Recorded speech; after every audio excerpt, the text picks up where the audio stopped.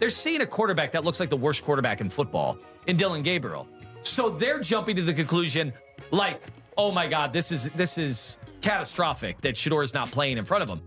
And all I'm saying is, why isn't he playing in front of him? Why do they have him so far behind? Well, this is throughout this whole process. This is where it's not his arm talent. We both agreed he has more arm talent than Dillon Gabriel. Okay, do we not? But this is where you and I part ways. You didn't answer my question. Why am I getting cussed out too? What if I told you the national NFL media just had a collective oh no moment? Like they finally realized Dillon Gabriel might not be the shiny superhero they thought they ordered on Prime delivery. Now they're in full scramble mode, fumbling for explanations, rewriting narratives, and suddenly remembering Shedeur Sanders exists. The same guy they once doubted is now their emergency storyline savior. Buckle up, because this twist feels straight out of a draft day soap opera. Why would he fake it? No. It's all the Browns are coming up with a back injury. I don't know. That's not true at all. Yeah, I'm with you. I mean, you remember Nathan did have to go like, guys, we're getting he needed help like off the field. Like Nathan presented that when he went down on Friday. Did he get hit? I don't know. How do we not know that? Maybe it's a muscle. Well, do you understand why he had a back injury in Colorado as well? Okay, so. But do you understand why I'm confused that one of the most popular dudes, certainly like in the NFL, look at the jersey sales and everything, and he's on Twitch every day.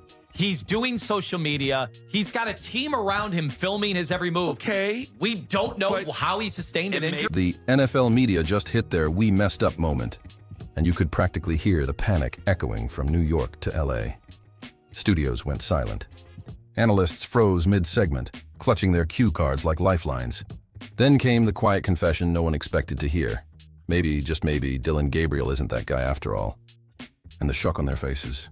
You'd think they'd just uncovered the law of gravity. We're going to be able to do in the next 3 to 4 weeks that's going to make you go, wow. He's not growing, arm not getting stronger, he's not getting more athletic, and he sure as heck ain't getting younger. So what can Dillon Gabriel do in the next 3 to 4 weeks to make you go, wow? At least Shedeur sitting there at 6'2", 215, 220. And more than anything, at least Shedeur showing you he has it, he has moxie, he has poise. He has charisma, he has swagger, all of those things that translate on the football field. At least Shedeur shown you the ability to turn programs around. Like, what are you going to see from Dillon Gabriel, T, in the next 3 to 4 weeks that's going to make you say... The loudest analysts were pounding their desks, preaching the gospel of Dillon Gabriel like he was the next golden-armed savior. The clueless reporters were spitting out stats like they were reading off lottery numbers, hoping one might finally hit. And those so-called insiders? They kept dropping exclusive updates that spoiled faster than milk, left out in the August sun. It's hard to give a full evaluation of him, but I'm going to say what I've said the last 2 weeks and what I've said all along. I don't see anything in this guy that makes me think he's a starting quarterback in the NFL. I'll admit, it's not fair because he hasn't played enough and he doesn't have good talent around him. But I just feel like if you had that quarterback, you'd see it a little. Right? Wouldn't you? You should see something. There's nothing with this guy. Again, he's not terrible, but there's nothing I've seen with this guy in the preseason and training camp and in the season so far that makes me think he's a starting quarterback. Reality finally flipped the switch. The lights came on, the film started rolling, and every analyst in the room froze. They stared at the tape, glanced at the scoreboard, then looked at each other with that hollow, haunted expression of people realizing the truth. They'd been hyping a quarterback who treats throwing downfield like it's a medical condition. They drafted Shedeur Sanders. They are unwilling, clearly, to allow Shedeur Sanders to man the offense in a real NFL game. Kevin Stefanski was asked about it, and he said, I'm not concentrating on the current development of Shedeur Sanders. I'm worried about what we're worried about. I'm now convinced that we need to do a deeper dive investigation into why they are so reluctant to give the kid a shot. Dillon Gabriel play lately feels like watching someone struggle to connect to Wi-Fi without the password. All the effort's there, but nothing's syncing up. You can see the confusion, the hesitation, the pure uncertainty. He drops back, scans the field like he's trying to read a menu in another language, then floats a 5-yard toss that takes so long to land, you could bake a cake before it gets there. Every drive feels like deja vu. First down, hesitation, panic, shuffle, short throw, punt, repeat. Yet for months, the NFL media swore he was the next great hope. They hyped him like a Marvel hero whose lone superpower was mild consistency. We were told his leadership can't be measured. Turns out it can, in 3 and outs per game. Now, after weeks of denial, the same analysts are backpedaling faster than Gabriel in a collapsing pocket. They're on air pretending they always had concerns, cutting highlight reels of missed receivers, like they've uncovered new evidence. The same talking heads who crowned him the answer now look like they're frantically deleting old takes before anyone screenshots them. And as the meltdown spreads, the Cleveland Browns drift into frame like a dramatic subplot nobody saw coming.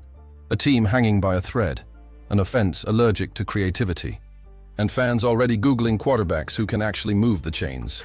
Hey, play. You know damn well Dillon Gabriel got 4 games. You going to London, you facing a tough-ass defense. You got to go to Pittsburgh, they cracking right now. They found themselves. You got to go to New England. That's a tough-ass defense. They're playing good. You know what I'm saying? They playing good, too.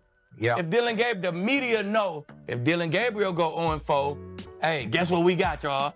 Shedeur next. They never going back to Flacco. You can't. The media know damn well they not. It don't matter who the two.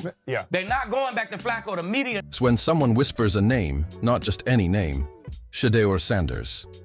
And instantly the entire room freezes. Analysts stop mid-sentence, eyes wide. The clueless reporter stares into space like she's just stumbled onto a government secret. The overdramatic insider gasps and fumbles for his phone, ready to tweet something cryptic like big moves brewing in Cleveland, because deep down, everyone knows, if there's one guy built for this kind of chaos, it's Shedeur. He's got the swagger, the precision, the poise. He plays quarterback like a surgeon in designer shades, dissecting defenses with quiet confidence. While Dillon Gabriel is out there overthrowing slants and double-clutching decisions, Shedeur's threading needles with a calm that says he's already the headline. Meanwhile, the Browns pretend they're evaluating all options, but you can smell the panic through the television. That front office is pacing around like reality show producers trying to salvage a tanking season. They've seen enough of the Gabriel experiment. The short passes, the stuttered reads, the half shrugs. They need fireworks, not flickers. So the whispers turn into calls. And just like that, the rumor storm begins. Insiders tease discussions, reporters drop eye emojis. And suddenly, every network acts like they just discovered a breaking headline. That Shedeur Sanders is, in fact, really good at football. I think there's as good a chance that he stinks as that he's decent. I don't know. I've never seen him play at the NFL level. I thought his college career was a little over-embellished, but to his credit, he played well in college. I just don't know how well. And I think a lot of the hype was because of his dad, who's regarded as one of the great athletes of all time. But it just doesn't make sense when you acknowledge the fact that NFL coaches and owners would literally trade their moms into sex slavery to win games. It is a win at all cost proposition in the NFL. They cannot win with Dillon Gabriel. And here's where it gets almost comedic. The very same voices that once called Shedeur Sanders too flashy, too confident, or not ready for the pros, are suddenly describing him like he's Tom Brady mixed with a motivational speaker. They're tripping over their own hot takes, scrambling to rewrite history, pretending this pivot was part of their master plan all along. The loud analyst is on air insisting, "I always said Shedeur had that it factor," while the clueless reporter nods along like she didn't just spend 2 months preaching Dillon Gabriel's steady hand, the overdramatic. Insider is back at it too, announcing, "This changes everything," as if he wasn't one of the people who helped steer the hype train straight into a ditch. Meanwhile, back in Cleveland, Browns headquarters are buzzing like a secret bunker. No one's confirming anything, but the whispers are getting loud. Coaches mumble about potential transitions. Players drop vague hints in interviews. Even the janitor probably feels the shift coming. And then, boom, the headline hits. Cleveland Browns evaluating options after concerns about Gabriel's consistency. Translation: they've seen enough misreads to last a lifetime.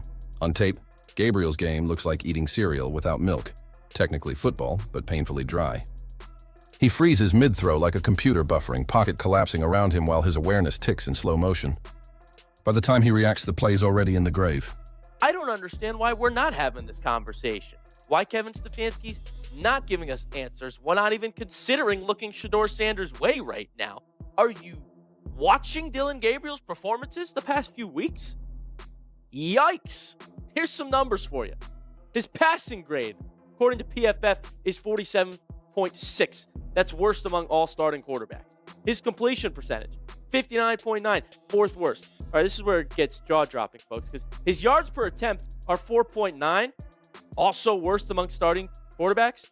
So how do you throw the shortest passes of any quarterback and have the fourth worst? So when whispers of Shedeur Sanders start echoing louder across Cleveland, the fan base reacts like they've just heard a superhero might be suiting up in orange and brown.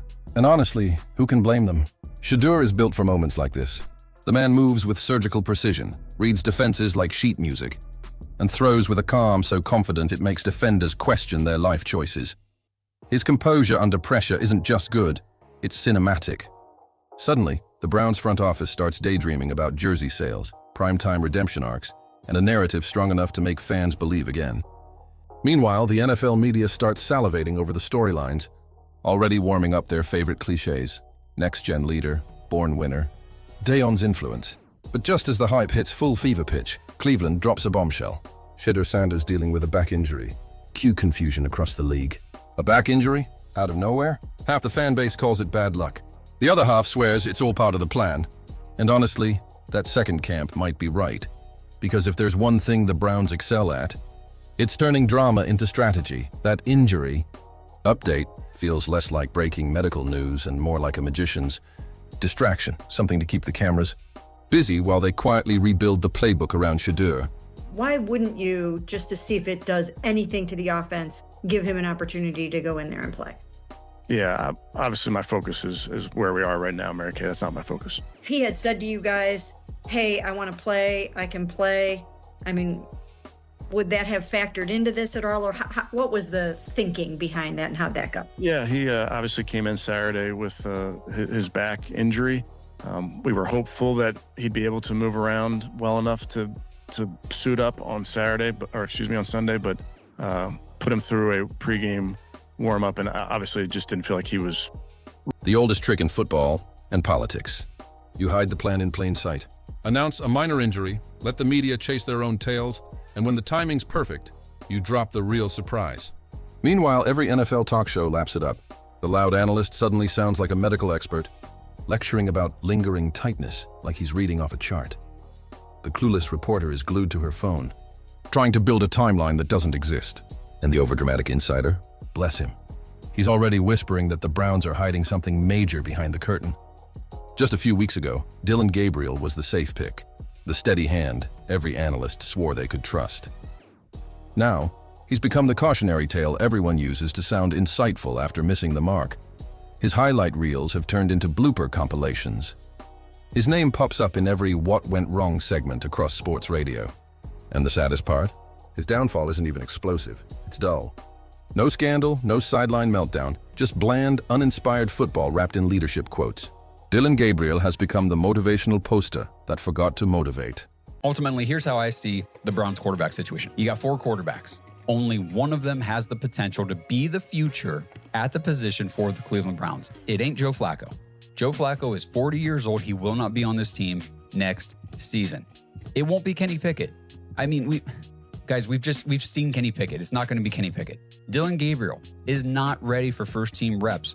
And he's got just too many limiting factors to logically say this guy is going to be the long-term solution at quarterback. Now, is there a chance he could, and he could defy the odds and be that guy? Yes, but again, the odds aren't great. So really, it's only Shedeur Sanders, and that's where all the hype and all the excitement and all the online discourse. Meanwhile, Shedeur's legend keeps growing, even from the sidelines. Injured or not, he dominates every headline, every whisper about his rehab, every cryptic tweet. Every vague quote from a teammate turns into front-page speculation.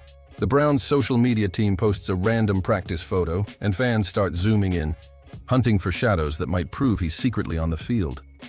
That's when you know the hype is real, because Shedeur doesn't even need to take a snap to own the narrative. He's become the symbol of everything Cleveland's been starving for: swagger, poise, and purpose. The kind of quarterback energy this city hasn't felt in decades, maybe ever. While Dillon Gabriel's floating wobblers and fumbling excuses, Shedeur's name alone is selling hope. And the media? They're loving every second of it. Suddenly, what they once called flash is now leadership. What used to be swagger is rebranded as command presence. Funny how desperation rewrites reputations overnight. The Browns have spent years chasing quarterbacks the way people chase Wi-Fi signals. One bar of hope, followed by hours of disappointment.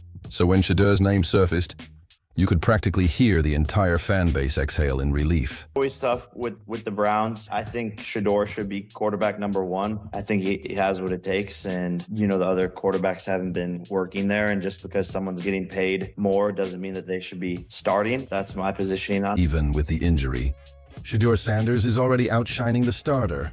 The locker room feels it. The fans believe it. And even the analysts who can't predict weather, let alone football outcomes, are starting to sound convinced. The loud analyst leans in, declaring, "This move could reshape the AFC." The clueless reporter nods so hard she nearly drops her cue cards. The overdramatic insider grins into the camera and says, "Mark my words, something big's coming." And maybe he's right, because behind all the smoke and vague quotes, the Browns seem to be building something. You can feel it in the air, that quiet hum of belief, that sense that maybe, just maybe, they've finally found the guy who can turn chaos into rhythm. The so-called back injury might just be the smokescreen before the fireworks, because when Shedeur finally walks out in that Browns uniform, healthy, calm, and laser-focused, the NFL media will scramble to rewrite history.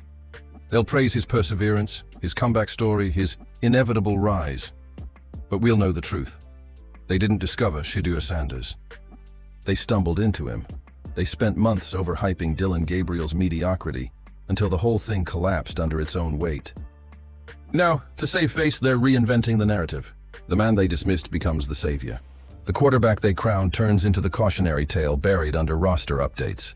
And when Cleveland finally makes it official, when that injury miraculously heals just as Gabriel's confidence disintegrates, you can bet the headlines will be pure Hollywood. Overall, I thought he did a good job of standing in there, taking those hits, and playing decent in this game. But now when you look at some of the negatives on film and the things that he needs to get corrected, he's making some throws that you can't make in these type of situations, especially on the road and especially as a rookie on an offense that's struggling to move the football. The Browns are way too predictable on offense right now when it comes to throwing the football. I don't know if he has a high enough ceiling right now to be a franchise starting quarterback in the NFL that you can build off. I don't think he did enough. Shedeur Sanders, the comeback.